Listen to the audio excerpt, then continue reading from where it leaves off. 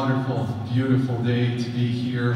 It is a pleasure and honor. It is so marvelous if you think about it that we as simple human beings get to praise, worship, and address the holy, mighty, majestic creator of the world. And we do this in the blood of his Son, through the blood of his Son, through the sacrifice that he gave for us. We get to sing and praises. So stand up if you can. And we're going to start with singing a wonderful song of praise called Great in Power.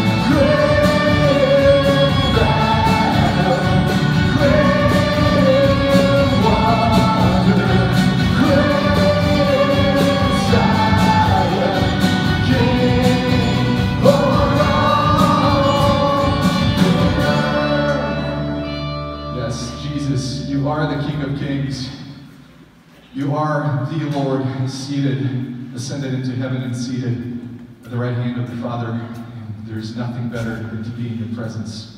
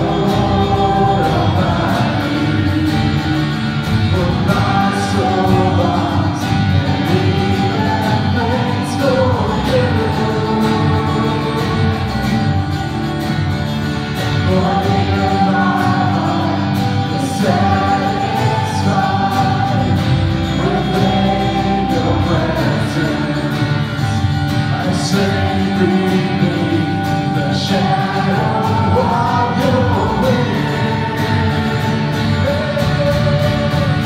There is one day in your heart, there is one day in your heart, there is one day in your heart, thousands elsewhere. There is one day in your heart, there is one day in your heart, there is one day in your heart, thousands elsewhere. The thousands elsewhere. Yes, Lord, nothing compares.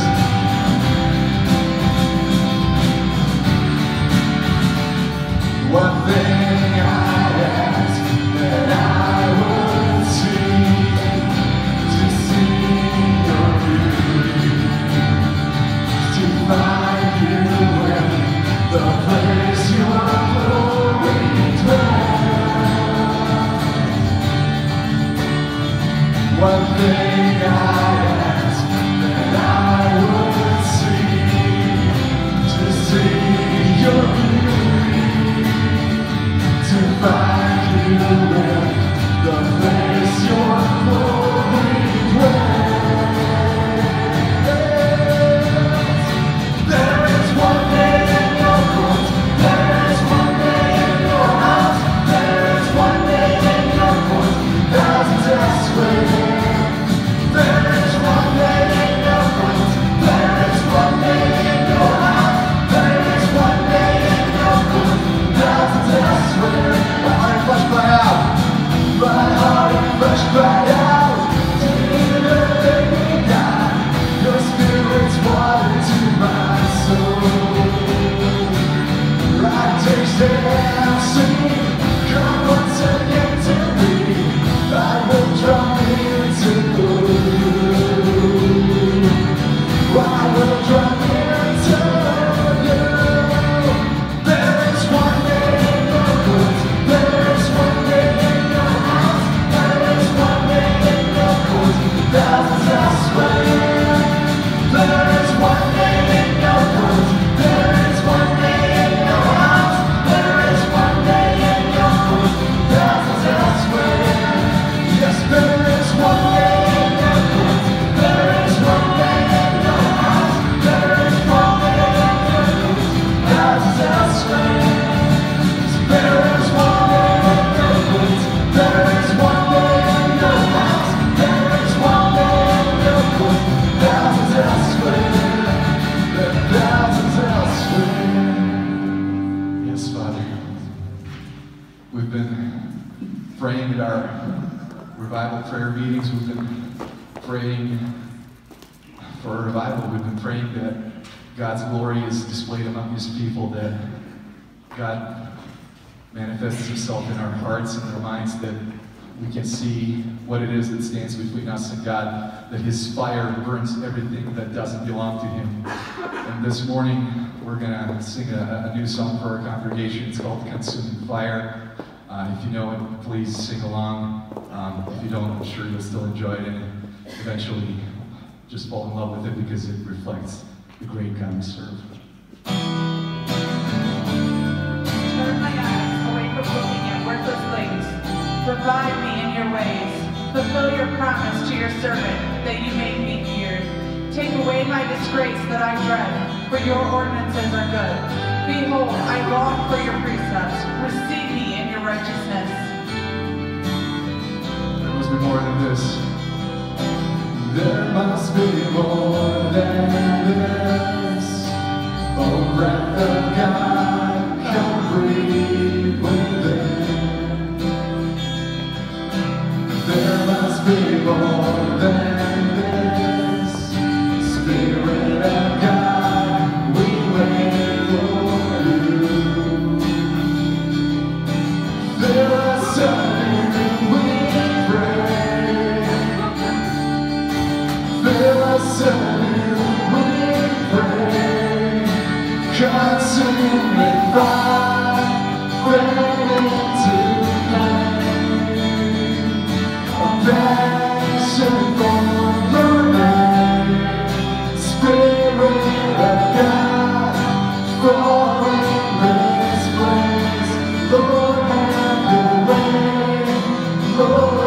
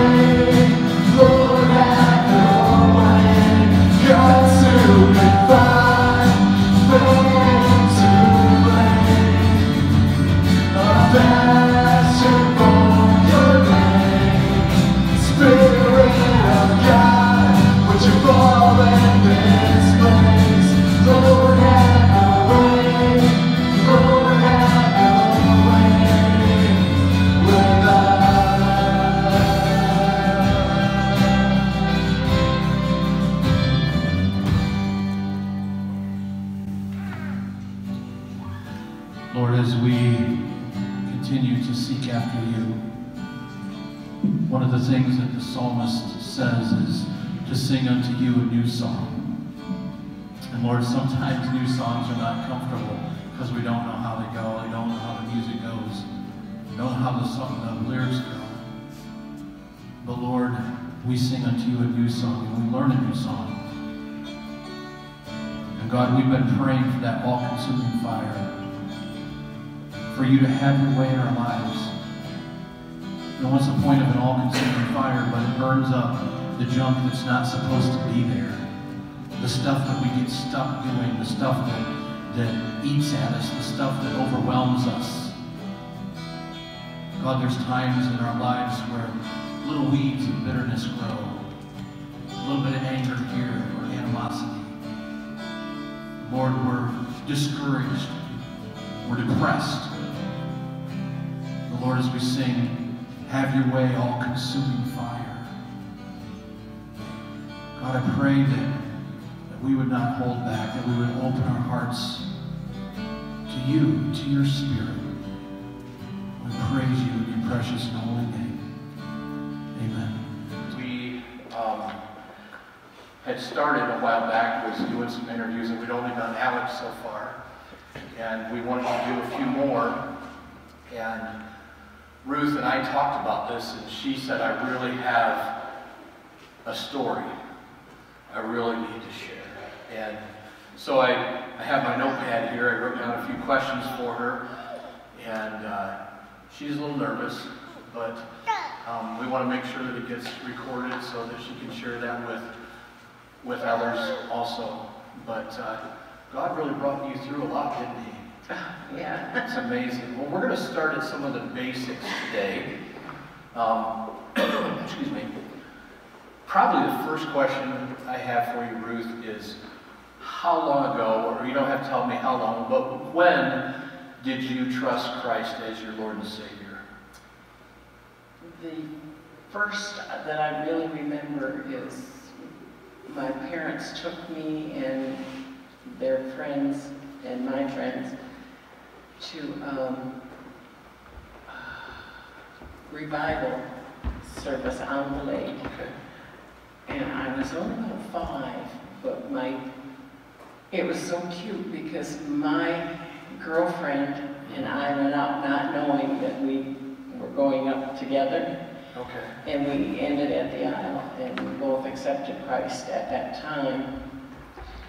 But it didn't take me long to go, what did I do? You know, being 5, I'm not sure. But the Lord is so faithful. He stuck with me through all of my, idiosyncrasies, I guess you call them. So you're not perfect, right? Oh, I know. Yeah, none of us are. No. We all have those roots. Oh, yes. You've been going to Bethel quite a long time. Do you have any idea of how many years it might have been, or has been? Since 1984, I believe. Okay, so. Because it was right around the time my mother passed away. Sure. Yeah, so that's been a few years. Yeah.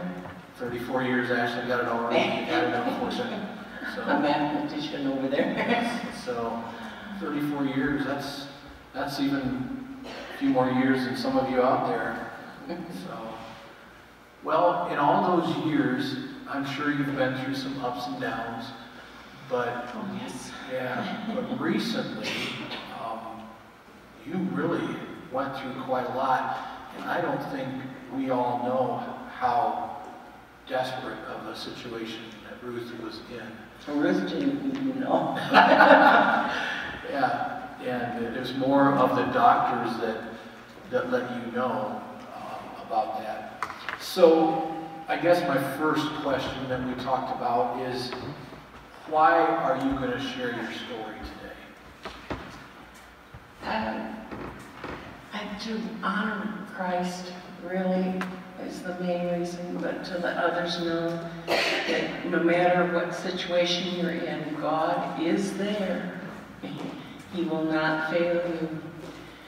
And even though I was facing death, which I didn't know at the time, and there were too many opportunities, but I thought, God's in control, Who am I to say whether I live or die? Right. Well, let's get into some of the specifics.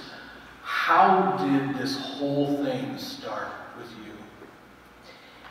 Well, in 2015, my sister told us that she had pancreatic cancer, stage 4, and the doctors had only given her 6 months to live. And I just believed, that God was going to heal her. And I just, didn't think a whole lot about it. But towards the end, she lasted a lot longer than 6 months. She lasted 18 months. And we really thought that she was going to beat this. But there was a lot of stress because I was running back and forth to Chicago. And we were doing a lot of things,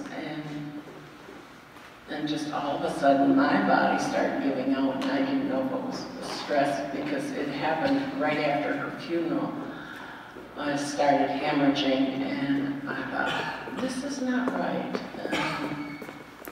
And then it stopped, and then I went on about my business, and the following month, let's see, that was about the end of June, July, and then the following month in August, it did it again. And my doctor says, you better go see your gynecologist. Well, that was a trip and a half. First of all, they wouldn't let me in because I hadn't been there in 3 years, and they take those, excuse me, that's why I don't like that. They take those clients off their books. And when I guess it was the doctor's decision, they called me back and said, yes, we will see you. Well, I went in there and he said, oh, there are just a few suspicious cells. We'll have to go do surgery, you know, do a D&C type thing, and it wasn't long, maybe 3 or 4 days after that, I was in doing the surgery. And when I came out, he says, "It looks good. I'll send it to the pathologist, and if you don't hear from me in 4 days, you're clear." Okay, it went along, and it ended up past 4 days, and then into the next week, and then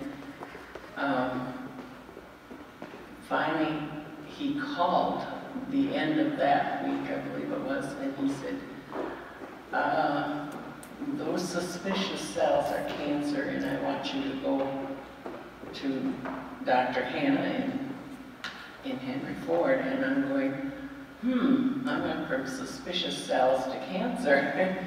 And I didn't think anything of it, you know. He said, "This is the easiest surgery to cure. You know, just remove everything and you'll be fine." Well,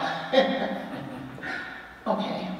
So when I got down to see Dr. Hannah, he explained what was going on, and he said, "You know, we will be doing the laparoscopic surgery," which was scheduled originally for September 19th. Well, we were there before the 12th, the week before. And anyway, he said, you know, I asked, could this be put off until January because we were going to change insurances? And he said, "No, it has to be done within the next 2 weeks." And I'm like, "Well, okay, you know." Didn't really faze me, you know, that this is as serious as everybody seemed to believe it was. So while we were interviewing, he said, "You know what? We've got time. Let's get all the preliminary tests done and we'll move your surgery up to the 12th. Well, okay, that didn't bother me, and I'd get it over with then. And we went in, and 5 a.m. in the morning, you know, my son was with me, and I said, "We are going to pray for the doctors and pray for the surgery and get it over with." Well, while I was interviewing with Dr. Hannah, he said, "There's a 1% chance that you could bleed out, but I'm not concerned about that." And I said, "Well, I'm not either, you know, because I don't do those things." Well, we got there for the day of the surgery, and while I was in the prep room, yes, that's the word. Pre-op. Yeah, we decided that we would pray for the doctors and the nurses and this whole thing, and we did that. And when he came in, I says, "You were just praying for him." He said, "Oh, good, I need it so bad." And so I said, "Well, we're going to do this." So we went. He did the surgery. It was laparoscopic because it was less invasive. And I thought, well, no biggie, you know. When I came out of the surgery, they said, "We can only keep you until tomorrow morning, 13-hour cap because of the insurance." Okay, well, I guess. So they had to get me up. That was no easy chore because my whole midsection had holes in it. And I got up and I was fine, and then they got me moving a little bit, which was very difficult.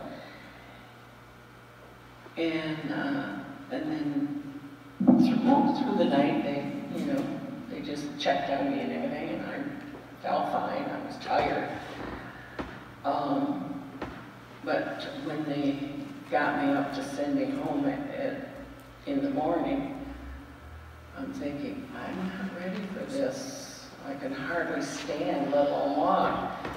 But they sent me home, and on the way home, I kept thinking, something isn't right, something is not right. And then I remember getting home, and Steve left. He said, will you be all right? And I said, yeah, I'll be fine. Dad's here. And I thought, well, I'll take a shower. And towards the evening, I thought I was pretty well rested from the trip down and back. And I got up to go take the shower. I got in there, got ready to shower. And I said, I can't do this. My head is just so light. And as I walked back,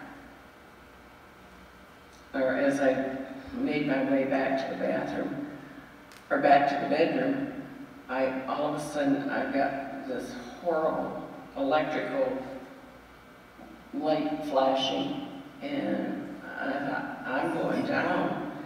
And Ken was behind me, and he didn't know quite what to do. And when I looked, in my vision, I saw a hand with a brown rope type thing come around and grab me and got me back to the bed. And I thought, no, it's just my imagination. And I was just passing out. But that hand was so real, you know, walking me back to the bedroom. And I thought, this is, you know, so I thought, well, I better call Luann to say, is this normal after surgery? And she says, have you checked your blood sugars and some other things? And I checked them, and I thought, whoa, they're way off. I couldn't get a blood pressure reading at all. And so I called the ambulance. They took me to, they said, no, you're having some kind of issue because of the surgery. And so they took me down to Fort York, McLaren, and from there, they did tests and everything, checked it out, and they said, your belly's full of more than what you had. And I went, oh, that doesn't sound good. You know, so, okay. So we went down to Henry Ford from there, and I laid in the emergency room overnight because I didn't have a bed for me. It was just kind of fun, but you ever learn a lot in the emergency room that you don't want to know. And then they went up on the floor and they gave me blood, which, you know, I thought, ooh, you know, this was kind of weird. But they gave me blood, and I really started feeling better. I wasn't that real dizzy, pass out, ready to fall on the floor type person after that. And on the 4th unit, they come in, and I thought, there's something wrong with that unit. There was like little fuzzies in it. You know, you could see where the other ones were just clear, and they just went through. And they come in, and they took it all off, and they said, you're ready to go home. Oh, okay. So I said, could I at least have something to eat? Because I've been NPO for who knows how long. That's their favorite thing down there, I think. And so they brought me a lunch, and I was sitting there eating it, and my chest just started pounding right off, and I thought, this is not right. Next thing I know, I had first responders putting me back in bed, and doing all kinds of things to me, and putting fluids in me, and I don't know what all else, and my son comes in, and he just said, Mom, I'm so sorry. I said, I'll be all right, don't worry about it, I'm fine.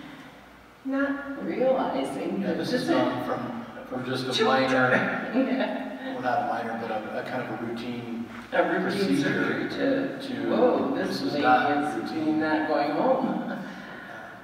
And the next thing I know, I'm up on the heart floor. I was up there for a week. And they put me through so many tests. But, you know, when I finally came home from there, but it was always, there was no I was at peace, you know, I thought, this is just a glitch in the radar. All of my boys came and part of their families, and I'm thinking, well, that's strange. I thought, that's nice of them because they're so far away, you know. I do like visitors. But, you know, and this is another NPO. I mean, for that whole week I was on NPO. And when they weighed me, the doctor said, do you know how much weight you gained? And Obviously, the doctor didn't know that's not something you say. Yeah. Well, I said, well, yeah, but, you know, I haven't had anything to eat. So, but the blood and everything was causing, I had to have 4 units of blood, which is quite a lot, because I think your body only takes 6 units, something like that. I don't know. And so I thought, whoa, I was really down, but I was feeling so much better. You know, I was, I don't know how you explain it, but did they ever determine what was the problem? yes, one of the incisions split, and I remember feeling that, and it went, you know, it just chewed right across the belly, and then I didn't think anything of it because it just, the pain went away. I didn't think anything of it, and so I was riding home with blood oozing out of me, not realizing that's what was wrong. But, you know, there were times I couldn't read, I couldn't focus, and so I was running verses through my head, and let's see, I have one here.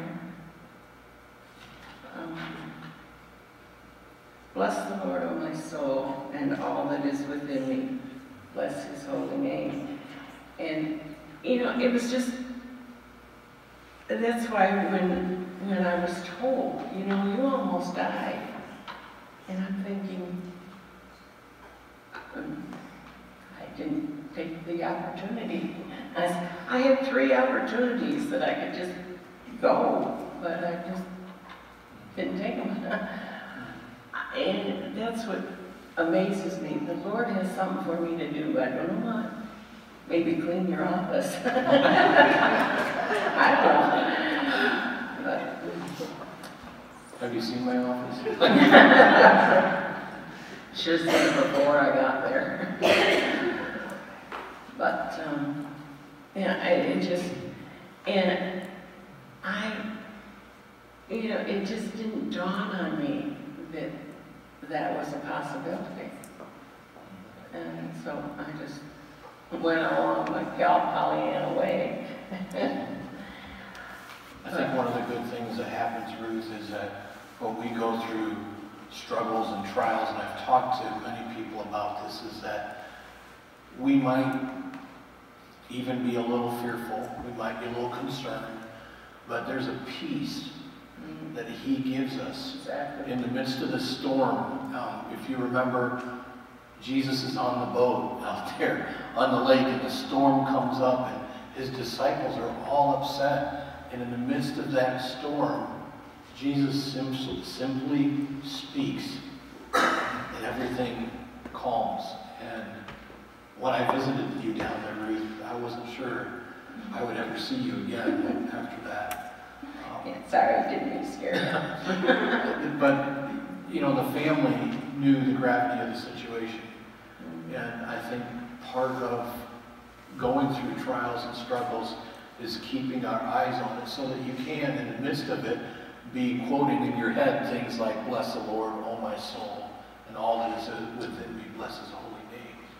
That's powerful when, without Christ, we tend to crumble, we tend to fret, we tend to fall apart, we tend to forget that he is the master.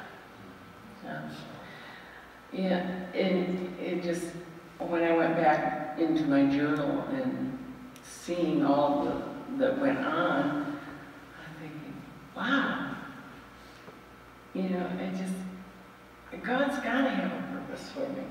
And I'm feeling bad. And my journal was more praying for the other ones around me, Larry, Chuck, Kathy, Nancy, you know, and I'm thinking, Lord, they're better than I am. Why are you going after me? You know, why do you want me? But he's got such a sense of humor. That's all I can say. As, you know, because I goof up all the time. You've seen me. But I just pray that I can fulfill his purpose to do whatever, you know. Ruth came to me here a while back and said, you know, is there anything around the church that I can do? And she came, we arranged things, and she comes in now and helps us in the office. And there was a lot of things that just weren't getting done because of the normal things that have to get done. And Ruth undertook that, and I have seen such a change in her attitude towards life. She always has a smile on her face now, and is fun, and just a change from when I met her a couple of years ago. You know, when God gets a hold of us, when he takes us through the valley of the shadow of death, and we come out on the other side of that, and we realize that in all of that, he never left our side. And he carried you. Oh, he did? He carried you through some very, very trying times. So it's amazing now. Ruth has gone from, you know, just helping a little bit to here and there to helping Barb now actually with the bulletin on the computer, learning so that we have a backup in case we need a backup. Ruth is able to do the bulletin and such. Back right out of there. She's taken the time to go through our files. We've sorted through all the church files. Just a lot of tasks that just take patience and time. And God has really done an amazing thing there. And Ruth, I appreciate what you have done. It's not just about that. It's what you bring to what you're doing. Whether the task is menial or whether it's kind of a little bit task, you know, hard, like the computer dealing with the intricacies of that. It's the attitude that you bring, and it's on your face, it's in your heart. And I don't know about you, but there's been times when I've gone through that hard time, and I've wondered if God was there. And to hear the way that God has used Ruth in this situation, the way he spoke to her, helps me to think about, hey, everybody goes through hard times. And we don't understand, you know, why did God put his hand of healing on you? And why have some been taken early? And we don't understand that, and I can't explain that, but I can say, God, this is all in your hands. And you are good, and you're good all the time. And we'll trust him, even when it doesn't make sense. If there was any advice that you could give someone, if you knew they were going through a hard time, Ruth, what is some advice that you would give them from your experience?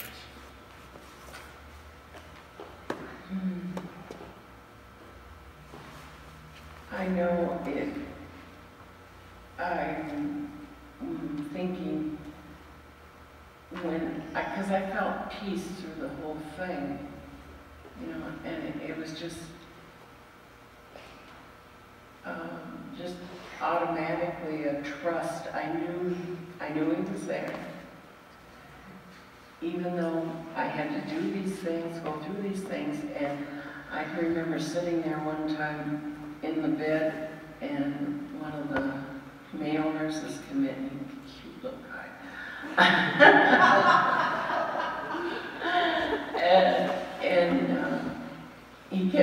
he was, I don't know what, Samir was his name. Okay. And he would come in and we'd get to talking. And in the back of my mind, I thought, Lord, you sent him for a reason. You know, he was there. The nurses were always checking on me. They're busy little bodies. You know, and even then I didn't think anything of it, you know, and I just, well, they're just good, available nurses. But apparently they were checking to make sure I was still alive. I don't know.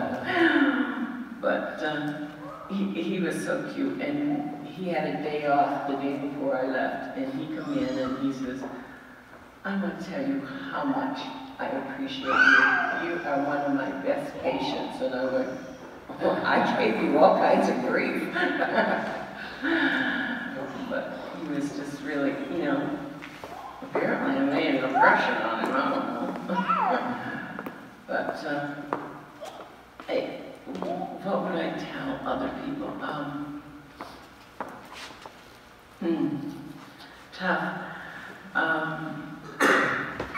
Just trust the Lord. He knows what he's doing. You know, even though it doesn't seem right and it's not what you want to be happening at this time. You know, I wanted to be home. I wanted to quilt. I wanted to, but I had to go through these steps, and he was there with me.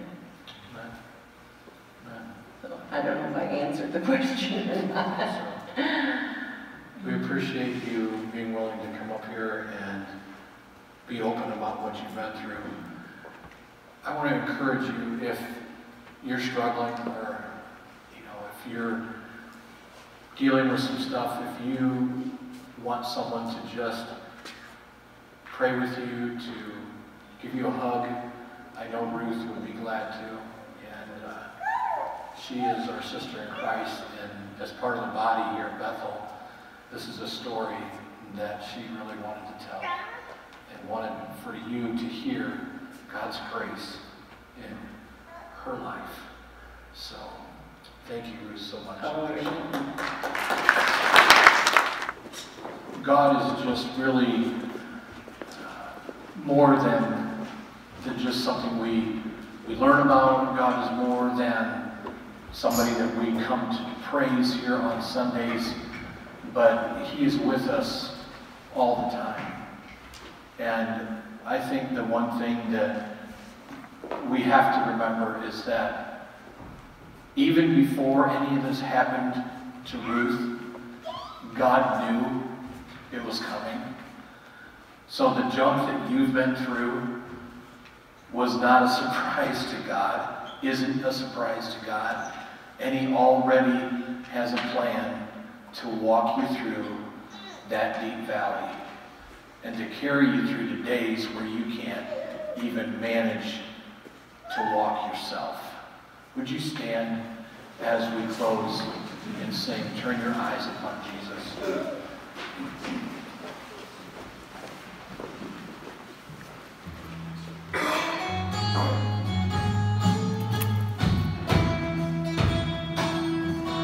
Turn your eyes upon Jesus, look full in his wonderful face, and the things of earth will grow strangely dim in the light of his glory.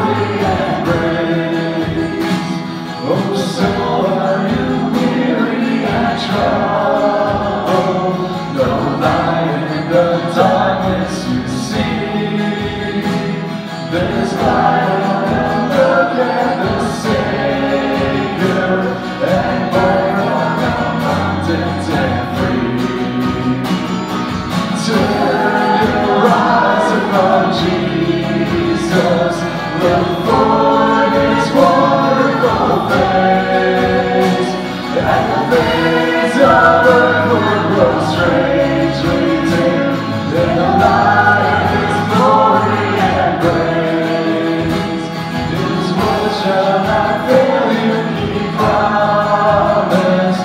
Believe him and all will be well. Then go to a world that is dying, his perfect salvation to tell.